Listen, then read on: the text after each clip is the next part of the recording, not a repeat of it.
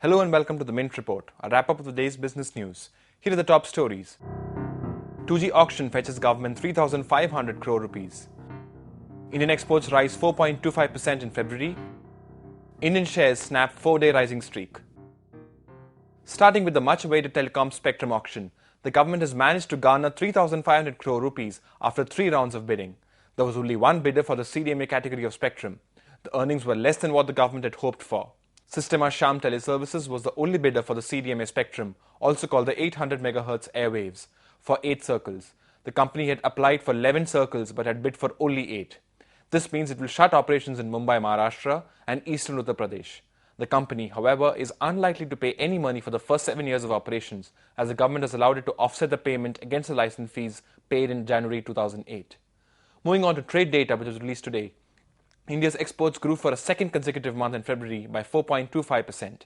Exports touched $26.26 billion after a fall for straight 8 months.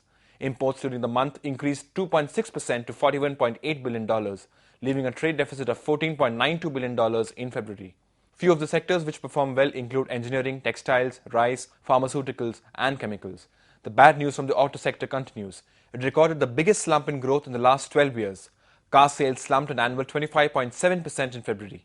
Automakers sold 1,58,513 cars in India last month, according to data from SIAM. Car sales were down 4.6% for the first 11 months of the fiscal year ending in March, SIAM said. High interest rate and slowing economy is dragging down the sales in this sector. Indian shares snapped their 4-session gain streak on Monday as technology stocks fell on profit booking. The other affected stocks include auto companies, as SIAM said the sector had recorded its biggest monthly slump in more than 12 years. The Sensex index fell 37 points to end at 19,646.